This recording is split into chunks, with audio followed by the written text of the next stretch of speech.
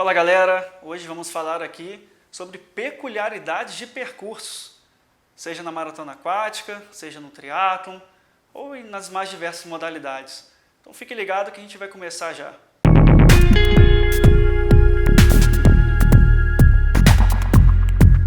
Bom pessoal, hoje vamos falar aqui sobre peculiaridades de percurso. O que seria isso? Muitas vezes o próprio treinamento desportivo, com um de seus fundamentos, um de seus princípios, fala sobre especificidade. Ou seja, se você vai às vezes competir no ambiente cross-country, você não precisa se manter totalmente dentro do ambiente cross-country nos seus treinamentos, mas é preciso ter essa vivência.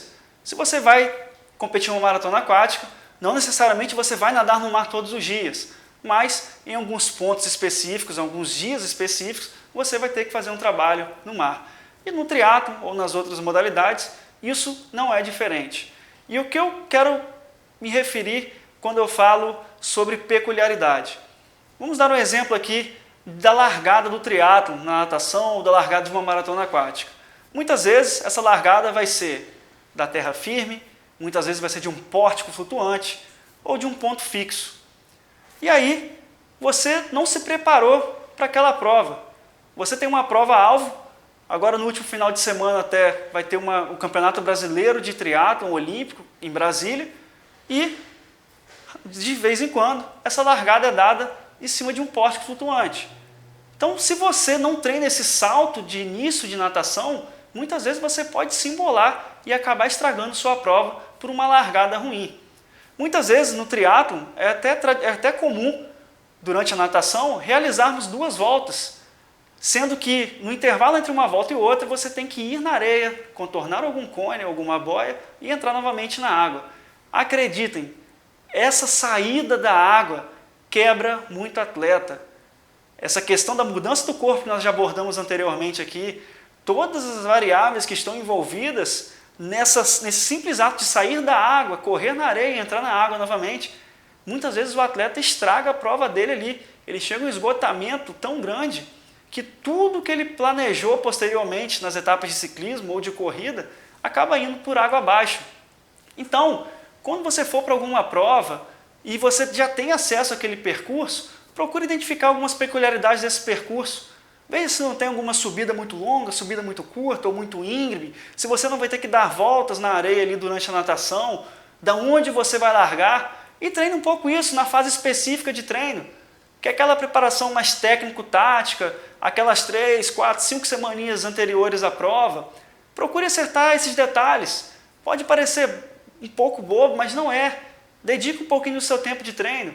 Na natação em piscina, por exemplo, por experiência própria, a gente vê isso, você que é nadador de piscina, durante ali as 2, 3 semanas anteriores à prova, a gente faz aqueles treinamentos de virada olímpica, aqueles treinamentos de saltos do bloco, de tempo de reação.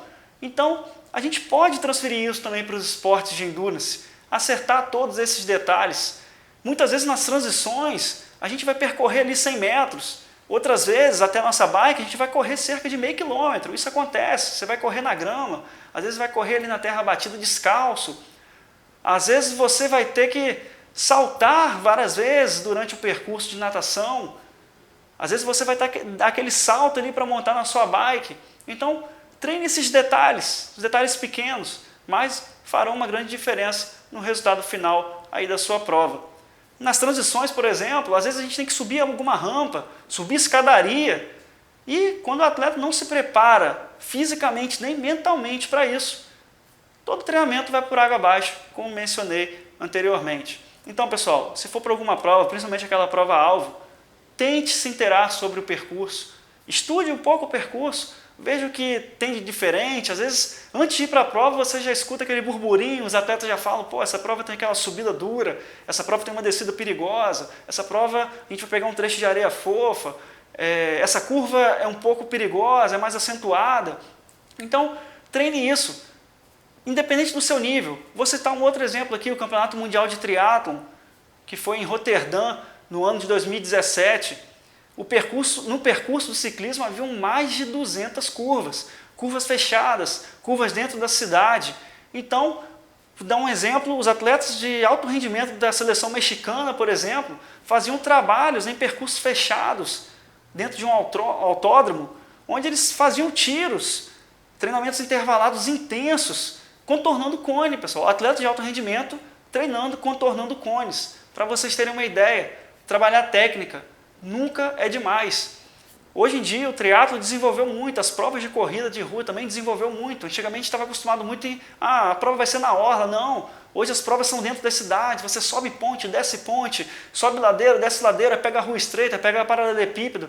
Isso está cada vez mais dinâmico no ciclismo, no triatlo. Então, se prepare para essas situações, dê um pouquinho de atenção ali na fase específica do treino, para que você não tenha grandes surpresas e para que, antes da prova, a sua cabeça, o seu psicológico, não seja detonado aí por alguma surpresa que você venha a ter. Bom, pessoal, falamos aí hoje sobre peculiaridade de percurso, que você deve levar em consideração ou não, quando você tem acesso ali ao percurso da prova que você vai estar fazendo, principalmente se for uma prova-alvo.